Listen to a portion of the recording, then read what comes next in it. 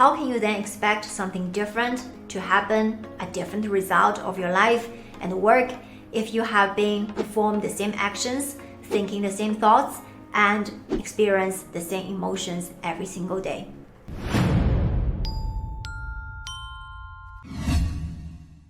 Imagine you've got a job interview which can advance your career to the next level. You've done your research, you've looked at the company, its culture, the job description, even the person who will be interviewing you. And now it's showtime. During the interview, you hear yourself trying too hard, talking too much, and when you get nervous, you talk even more, and you don't even know how to stop yourself. Now halftime has passed. It seems to you the interviewer is still not warmed up. You start to lose confidence and question yourself. Even worse, you forgot more what you have prepared to talk about. So in a scene like this, what went wrong? Probably like many of the interviewers, the mistake is you have prepared the content, but you forgot to prepare the performance. Now think about it, in a scene like this of a job interview, it's actually quite similar to the actors and actress who is auditioning for a new character in a movie. Now you might be thinking, wait a minute, isn't interview about being authentic to myself and bring my true self to that business discussion? Being authentic is such an important leadership quality, but a simplistic understanding of it could restrict your growth, limit your impact, and take away the opportunity that could have belonged to you. Career advancement, as we climbing the career ladder, requires to move beyond what feels comfortable, and sometimes that include what felt authentic. In this video, I want to talk about how to be authentic by breaking the habit of being yourself. In case you are new to this channel, my name is Tiffany Chen. I help middle management in large organizations get senior leadership positions through influence so that they can make more, impact more, and become more. So if you want more content on this topic, be sure to subscribe or click the bell button so that you'll be notified each time I post a new video every single week. I want to let you know the free masterclass 6 steps to not stay in the middle management and become a senior leader for more impact and income is still open. If you want to fast track your career to go from middle management to senior management, or if you want to apply for the 1% Academy program where I will be coaching you one-on-one every other week, be sure to stick around until the end of this video for announcement how to join both. First of all, let's talk about why leaders today are struggling with authenticity. The very first reason is the job requirements are changing radically and frequently. Now, I would like you to think about your first job. When you had your first job, what felt authentic at that time with the people around you, with the timing, with your environment, with the job requirements is no longer authentic and valid for the version of you today, which you are living in a different timing with different management team around you and in very different job requirements, and your competence has also evolved. So what you don't want to do is to use authenticity against your own growth.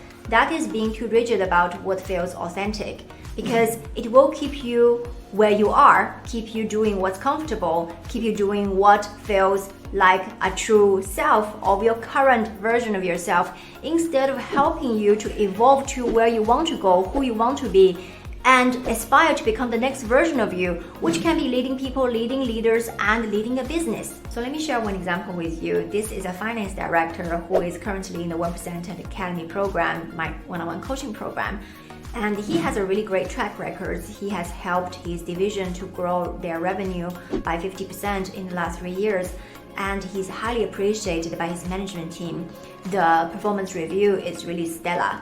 Obviously, the next career advancement for him is to become the vice president of a region in his company. As he brought this up to his top leadership team, there's one rejection keep coming back to him. That is, you are not an effective communicator and you are not an inspirational leader.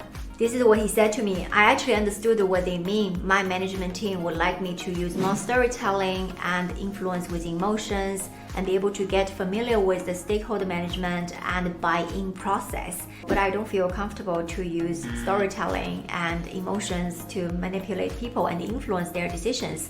I feel much more authentic when I can rely on facts and figures.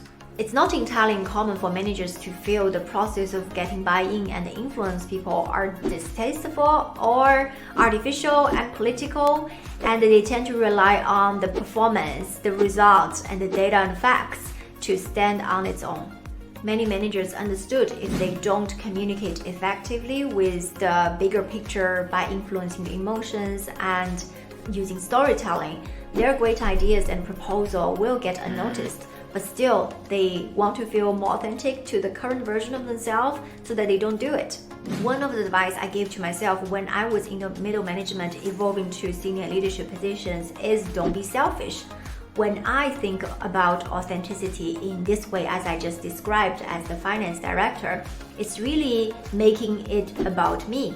Think about it this way, when you're leading, it's really no longer about yourself. It's about how you can make your impact so that you can make your colleagues better, division better, and improve your company, and eventually help your customers and business partners. Career advancement is about extending your reach and increase your impact. And it also includes selling yourself, selling your ideas, your proposal to the senior management team, to the board members. And if you switch your identity as the leader of this idea, of this proposal, it's just not about you anymore. It's about a group of your colleagues working on this proposal for weeks and months so that you can present these ideas to senior leadership team so that they can see the benefit to implement, roll it out, and eventually benefit your company and your customers. When you're able to deliver a compelling presentation, it's a collective win for all these stakeholders we just mentioned. It's no longer a selfish pursuit. The next reason for leaders who struggles with authenticity is because the cultural norms and expectations are very different in a global business from country to country, region to region. Many of you work in a global business probably do not share the same culture norms and expectations as how you should behave. Obviously, I'm from China, and I've worked in the global business for over 10 years, so I have experienced the business environment of both world, East and West. In China, if I would be speak before anyone who is more senior in a meeting room, I would be considered to be extremely rude. While in a Western culture, senior leaders are often asked to speak last, and we let junior and younger employees to speak first, and when they do so, they will be considered as passionate, proactive, and curious. As the example I just gave, what feels authentic to me in Asia and China, where I come from, where I feel very comfortable to speak last, is no longer expected and effective in the Western culture. And the next reason for many leaders who are struggling with authenticity is as you go up in a career ladder, you are reinventing yourself into the next version of you. What felt authentic in the past is no longer true in the next position. And when the people around you are not growing as fast as the pace you are developing, it might feel like your environment keeps pulling you back to who you used to be and how you used to behave. So I want to share with you another example. This is a client from the 1% Academy, and she used to be a team member, and now she's being promoted. Now she's in charge of the same team. She has always been an open and transparent person, so what felt authentic to her is she will continue to transparently share what she feels and what she thinks. So she thought she will continue to set herself for success if she stayed true to the highly personal and full disclosure style of management. So she would openly share what's in her mind with her team members, including she's overwhelmed by the job, or sometimes when her team members are complaining about the company and she wants to feel vulnerable and highly approachable, so she would join the conversation. Now we have reflected all this, she finally realized that instead of building the trust, she actually made her team question her capability to do the job. This is what she actually said in the end. Being authentic doesn't mean that I need to be so transparent that people can actually see through me. What she really needs is some distance from her used to be peers, now team members, so that they can actually gain confidence on her and get their job done. The next reason many leaders struggle with authenticity is they rationalize their dysfunctional behavior and criticism as they move up. So they would think, I come to this point of my career because of this, instead of despite of this. And I'll give you an example. This is a leader I used to know. One of the typical behaviors of his was he would interrupt people during their presentation, asking these questions, And even more, he would cut people's presentation into half. For example, if they were given half an hour, he would cut them into 15 minutes, even 7 minutes, 5 minutes. And he would even throw people out of the meeting room if he doesn't feel it's a good use of his time. So we saw in his 360 review, he got a very low score in emotional intelligence. People obviously pointing out that he needs to improve his communication skills. So this is how he convinced himself this is the price to pay in order to get the performance. But what he didn't know, what is a blind spot for him, is that he has succeeded up to this point despite of this behavior, not because of it. Now let's move on and talk about the how you can reinvent yourself and how you can create the next version of your authenticity. The number one thing you want to do is to break the habit of being yourself. This is something I talk so much about in my coaching program, the 1% Academy. So to keep it short here, that is to keep yourself unstuck. To give you the new result, you will need to create a new identity of you, the new version of yourself. So there's a model. The result you have today came from actions you took. And these actions you took originated from a feeling you had. And this feeling you had came from the way you thought. So to give you a different result and create something different from you always had, you will need to change these three things: the way you think, the way you feel, and the way you act. Now I would like you to think about what a day in life is like for you. Probably you wake up every morning from the same side of your bed, then you go and brush your teeth and take in a shower, and you start to think about what you did yesterday, what you need to do today. Then you might drink coffee from your favorite mug, check your phone, check the news, and then eat your breakfast. And now you're ready to go. You take your jacket, your bag, and drive your kids to school, then you go to work.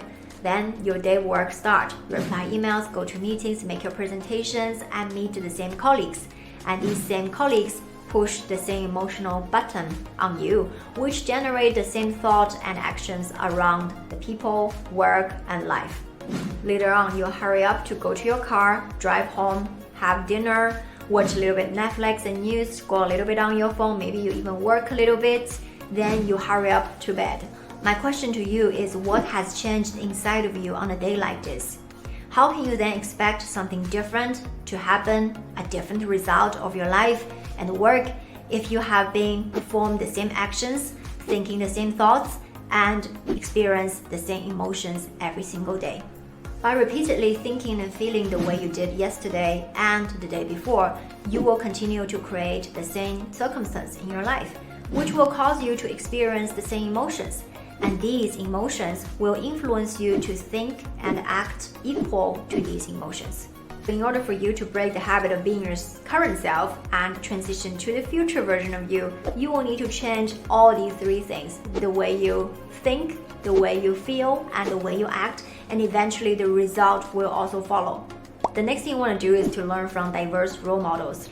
And an important part of growing as a leader is that you're able to view authenticity as the ability to learn from different role models. You want to selectively pick their style and behaviors and make them your own. It doesn't mean that you want to copy a person's leadership style. There's a big difference between imitating somebody entirely and borrowing selectively from various group of role models and then create your own version of leadership style. Of course, then based on that style, you want to modify and improve. The next is don't stick to your personal and professional narrative. We all have our stories of life and what shaped us. What you want to consider is sometimes these stories become outdated. Sometimes it's necessary to change them and build upon the version you have evolved and to the new version of you, who you want to become and where you want to go. Of course, you need to believe in your own story, but you also want to embrace the new version of you as you have evolved so that you can meet the new demand of job requirements and the market. So try out new stories of yourself, keep building up on them, keep editing them, just like you do with your resumes. Many of us were told to start our leadership journey, our leadership statement to who we are, but that can be an outdated recipe to keep you stuck of where you always have been. So in order for you to not stay stuck in the past version of yourself, your leadership identity should also evolve and change as you move into a better and bigger position and place. So back to where we started, job interview. Who do you want to be as you are preparing for the job interview? And who are you becoming as you are going through the job interview? I have a specific process in the 1% Academy program where I teach you the strategy and mindset to go from stay stuck in the middle management level for years to go to the senior leadership positions and become the 1% of a company for more impact and income. If you want to understand more about it, I'd encourage you to join my free masterclass where I reveal all the 6 steps for you to go from middle to top management roles. In the masterclass, I show you the detailed 6 steps where my clients have used and myself have used to go from middle management to senior leadership positions and to become the 1% of their company.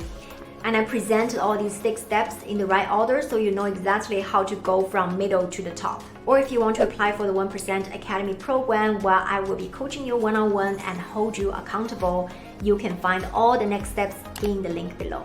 If you find this video helpful, you need to watch this video where I talked about why high-performing managers fail to get promoted and what to do about it. I'll see you there.